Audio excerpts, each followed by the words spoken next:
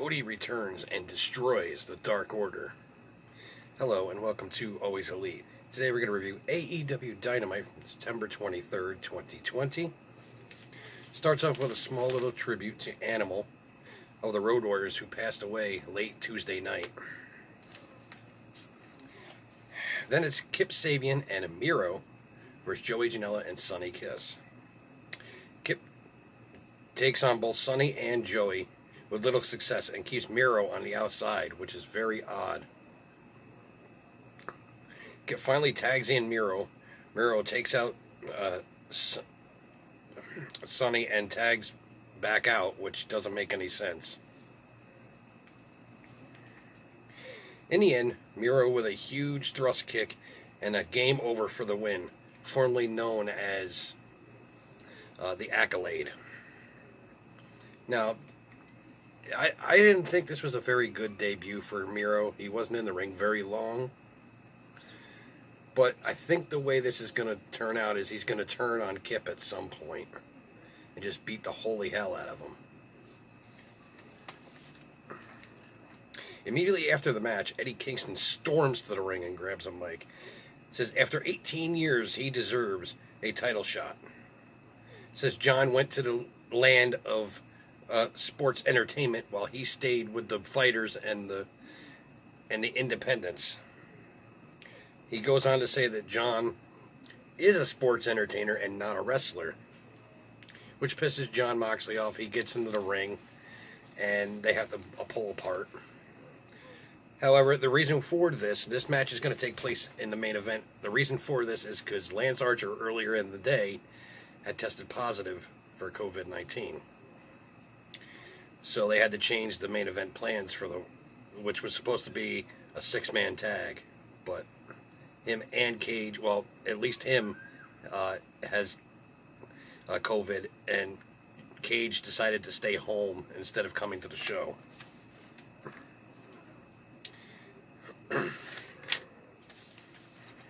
Then it's Kenny Omega joins the commentary team yet again for Evil Uno versus Hangman Page. Early on, Page out-wrestles and out-muscles Evil Uno, which is very difficult to do considering Evil Uno's size. Throughout the break, Evil Uno dominates Page.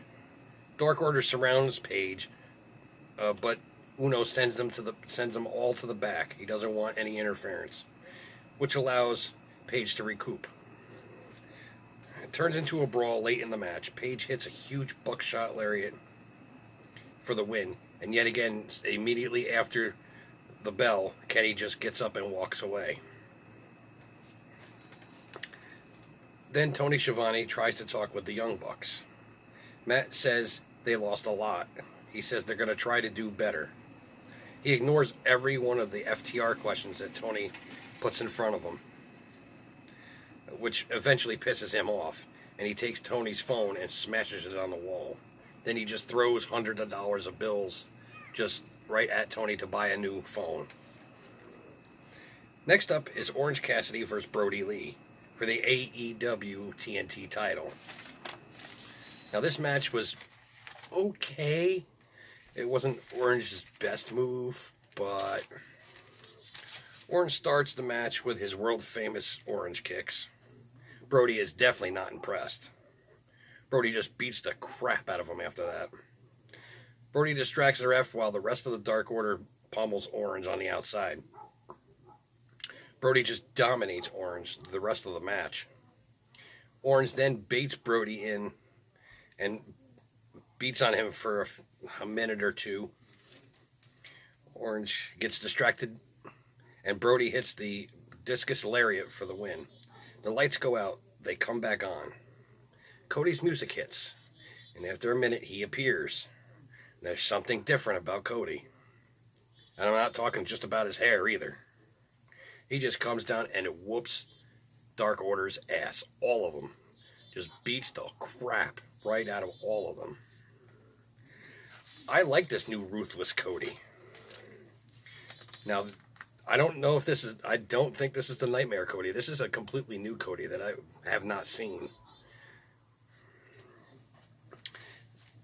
after it comes back from break, Brody Lee's in the back, and he tells John Silver to hand him something. He berates Cody, says, "How dare you come back? How dare you do what you do? I'm going to beat your ass in a few weeks." And he holds up a dog collar. "I'm going to put this collar around your neck and make you beg for your life." So I'm assuming they're going to have a dog collar match at probably Full Gear. It might be sooner. Then Matt Hardy and Private Party come out. Matt says he's trying to figure out who attacked him. Says Jericho's the prime suspect. Calls Jericho an asshole. His words, not mine.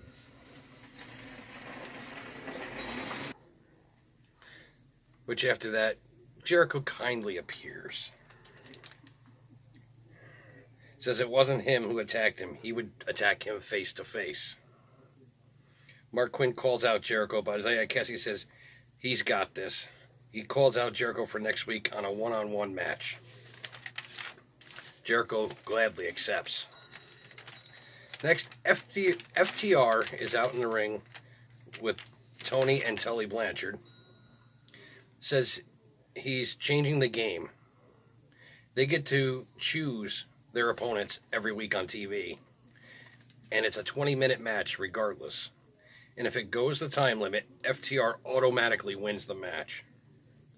So next week, it's SCU versus FTR. But best friends come out and challenge FTR right now. FTR get their gear off. They say they're going to wrestle. Okay. Then they just walk away.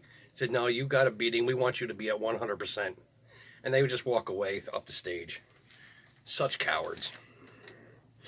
Then it's Ivelisse and Diamante versus Hikaru Shida and Thunder Rosa. Diamante and Ivelisse jump Shida and Rosa right before the bell. Throughout the break, Ivelisse and Diamante were very dominant in their role. After the break, it was back and forth. Now, most of this match probably took place during the break. Shida with a Tamashi for the win. I don't even know what the hell that is. That's what they're calling it. Then it's main event time. It was Eddie Kingston versus Jon Moxley for the AEW World Heavyweight Championship. Starts off with a test of strength. Very quickly, it turns into a chop fest. Shortly after that, it goes to break, and throughout the break, Kingston beats on Moxley on the outside. This match has been so physical by both of them. They just are beating the crap out of each other. They are so exhausted, maybe 7 or 8 minutes in. They are completely wiped. Jon Moxley locks in the Bulldog choke, and Eddie Kingston passes out. Mox retains his title. Eddie Kingston's crew comes out. Well, just Pentagon and Phoenix come out. I don't know where Butcher and Blade ended up going. And beat up Moxley. Will Hobbs comes out, and he gets beat down. Darby then comes out, but Taz and Ricky Starks beat up on Darby. Eddie and his crew and Taz and Ricky stand over Mox and Hobbs and Darby as Dynamite goes off the air. Let me know what you think about that episode of Dynamite. And until next time, always be elite. Never look back, no, never say die. Always attack with the warrior.